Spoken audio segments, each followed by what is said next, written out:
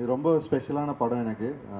முருகதாஸ் சாரோட ஒரு சமூக பொறுப்புள்ள படங்களை பார்த்து ரொம்ப இன்ஸ்பயர் ஆயிருக்கேன். அவரோட நான் 3வது படம் வேலை செய்கிறது ரொம்ப ஸ்பெஷலான எக்ஸ்பீரியன்ஸ்.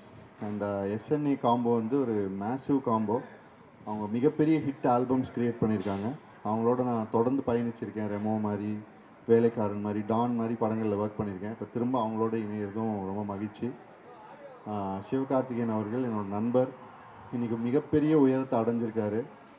அதை வந்து ஒரு நண்பனாக மகிழ்ச்சியாக பார்க்குறது மாதிரியே ஒரு சக கலைஞனாகவும் மகிழ்ச்சியாகவும் ரொம்ப வியப்போடவும் அந்த உயரத்தை நான் பார்க்குறேன். அவர் தனக்கான உழைப்பை ரொம்ப நேர்மையாக அண்டு தான் ஒரு பாதையில் போகணுங்கிற முனைப்போடு போட்டுக்கிட்டு இருக்காரு.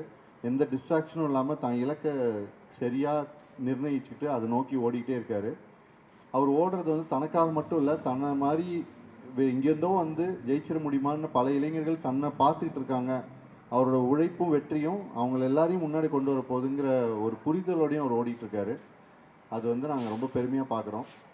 அனிருத்தோட மியூசிக் வந்து இன்றைக்கி நான் சொல்லி தெரிய வேண்டியதில்லை அனிருத் என்ன மாதிரி ஒரு உயரத்தில் இருக்காருன்னு.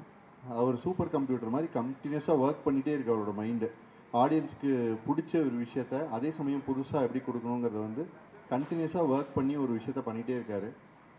அவர் வியப்பாக இருக்குது அவரை பார்க்கும்போதே. எப்படி இவ்வளோ புரிதல் இருக்க முடியும் ஆடியன்ஸை பற்றி. எப்போவுமே ரசிகனை புரிஞ்சுக்கிட்டு வேலை செய்கிற கலைஞர்கள் வந்து காலத்தை தாண்டி போயிட்டே இருந்திருக்காங்க.